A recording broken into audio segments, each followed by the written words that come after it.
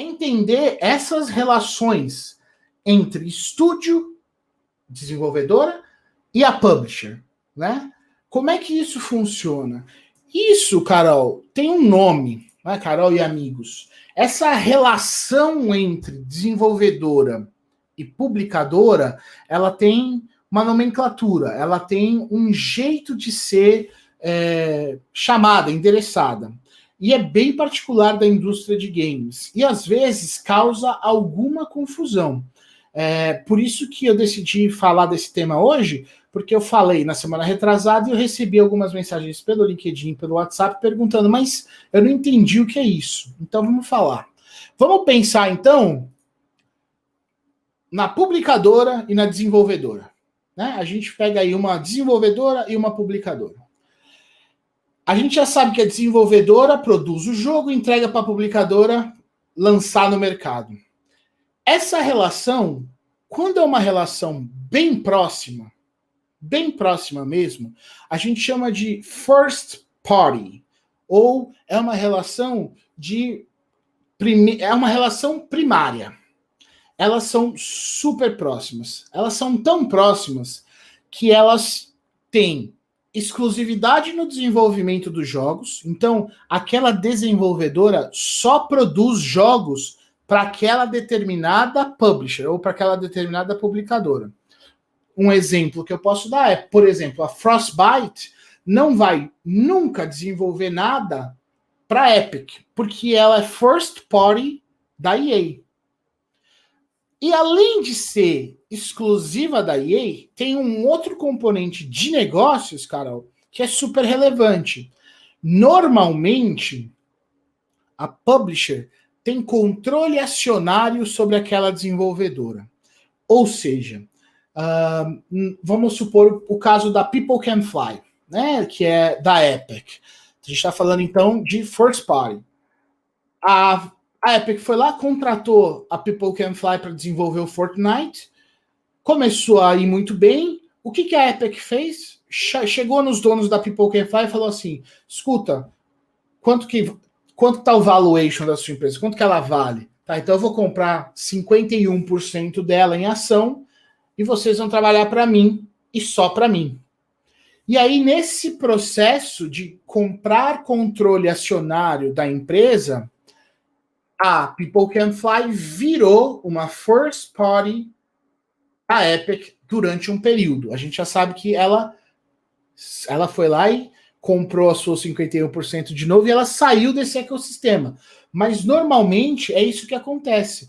A Frostbite é um estúdio desenvolvedor independente, independente não, que depende da EA, ou seja, a EA tem controle acionário da Frostbite.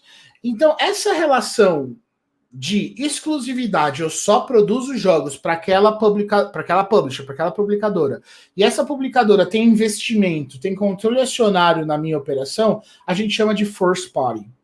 Né? É um relacionamento primário.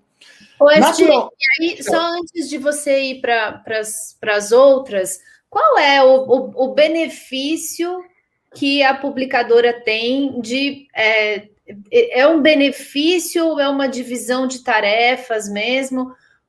Sendo uma first party e sendo, em alguns casos, né, até pertencendo à própria publicadora e tendo um acordo de só desenvolver para essa publicadora, existe algum benefício corporativo dessa decisão de fazer fora? Você sabe? Existe sim. E são vários. O primeiro de todos é o seguinte: desenvolver jogos não é barato. Desenvolver jogos é um processo caro, demorado e que exige uma equipe muito grande, uma dedicação muito grande.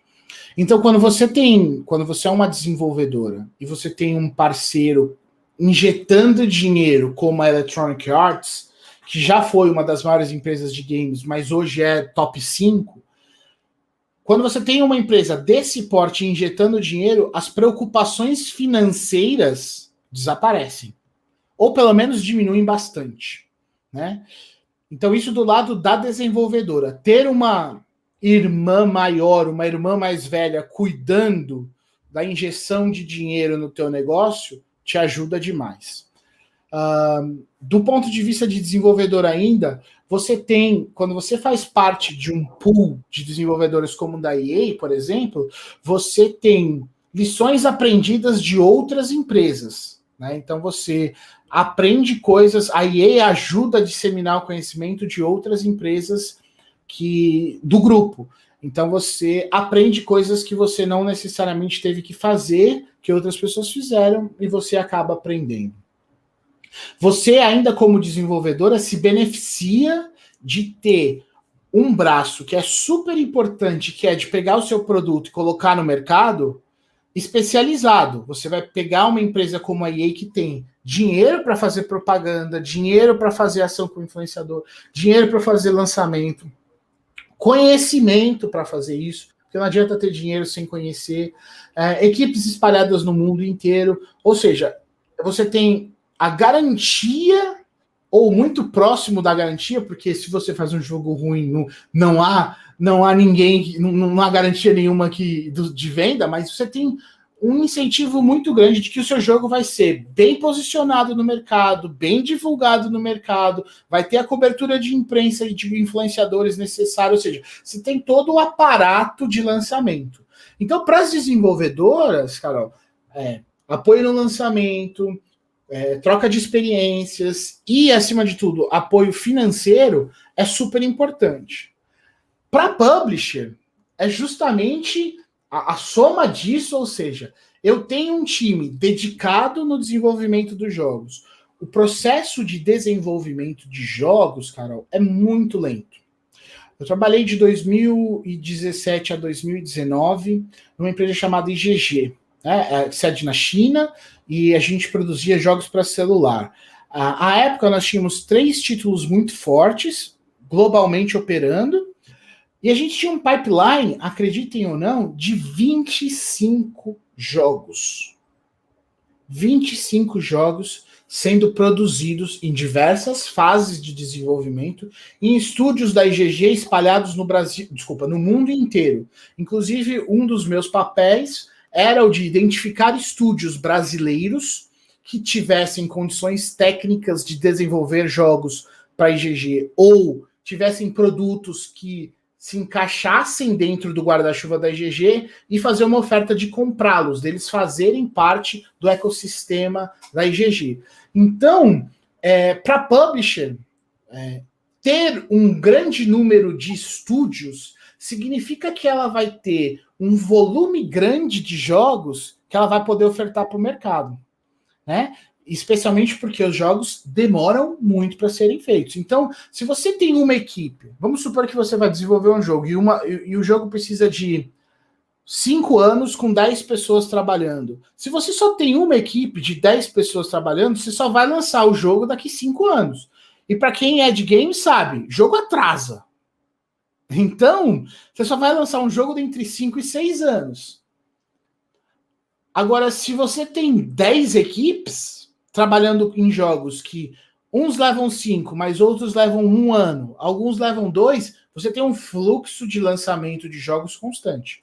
Porque a gente sabe, e aí é um conceito de marketing, o produto é lançado, ele tem uma fase de crescimento, de desenvolvimento, de manutenção, e depois ele acaba falecendo, ele morre. Isso é comum para todo e qualquer produto. Não é diferente para games. A base de jogadores, ela cresce, se mantém, desenvolve, depois ela acaba diminuindo, você precisa trazer um novo título. Então, para publisher, é importante ter vários estúdios para ela ter sempre um fluxo de jogos constante. E aí, o último elemento que eu queria trazer para responder sua pergunta é: tudo na indústria de games é sigiloso. Tudo. Absolutamente tudo é sigiloso.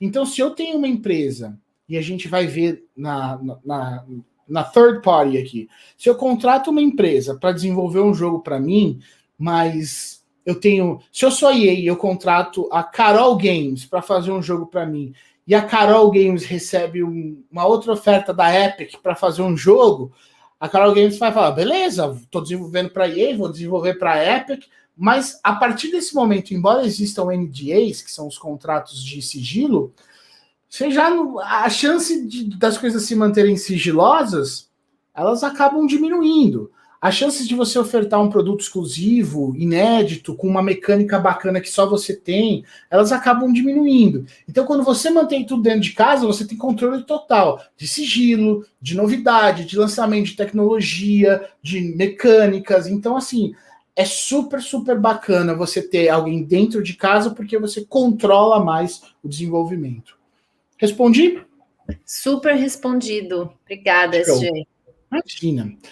Então, First Party, eu desenvolvo exclusivo para aquela publisher, só para ela, e aquela publisher tem um investimento acionário, um investimento financeiro em mim. Ou seja, ela controla parte da minha operação. Eu respondo para ela de alguma forma. O second party, né? Naturalmente o second party. O second party, ele ainda envolve exclusividade. Ou seja, a desenvolvedora ainda desenvolve, cria jogos de forma exclusiva para aquela publisher específica. Mas a publisher não tem ainda controle acionário. Então ela tem um contrato, normalmente bem rechonchudo, tipo eu, assim, bem gordinho. A remuneração é boa, o dinheiro é bom. Por quê? Porque eu só vou criar para aquela publisher. Né? Eu só vou criar para aquela publisher. E aí a relação, Carol, ela passa a ser mais ou menos assim.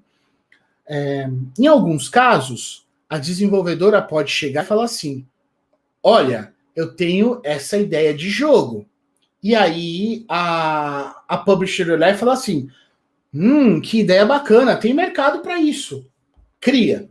Esse é um cenário, né? E é o cenário ideal. Quando você deita a cabecinha no travesseiro e sonha em trabalhar na indústria de games, é isso. Você quer que o seu jogo que você criou seja lançado e seja um sucesso.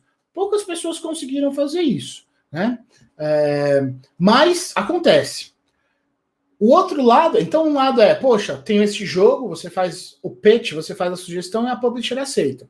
O outro lado é, a publisher chega e fala: nós temos esses conceitos de jogos, e aí é onde entra marketing na veia, porque é o marketing pesquisa de mercado, oportunidade, enfim, necessidade do público, enfim, você tem uma pesquisa de mercado que fala: a gente precisa de um jogo que se passe. Um exemplo, eu vou citar Cyberpunk mesmo aqui, Cyberpunk 2077. Um jogo que se passa num futuro, envolvendo modificações corporais, numa cidade, num mundo utópico com ultra tecnologia. Cria. E aí a publisher passou esse conceito, essas ideias, esses pontos de desenvolvimento, e o estúdio vai lá e pensa num jogo com mecânicas, com história, apresenta para a publisher, e se a publisher fala show, ele está com um projeto, fechou o contrato, ele vai desenvolver aquele jogo. Então essa é uma das formas que um second party trabalha, ou seja, eu tenho um contrato com a EA, Epic, Blizzard, Activision, Garena, sei lá, seja quem for, e eles estão me pedindo para desenvolver esse jogo, ou eu vou lá e sugiro o meu jogo, a minha ideia, e eles aceitam. Essa é uma outra forma da gente desenvolver jogos, né? Você ainda está no ecossistema da publisher, mas você não tem um vínculo, exceto o contrato, mas você não tem um vínculo tão forte, tão duradouro quanto investimento acionário. Mas ainda assim é super, super forte.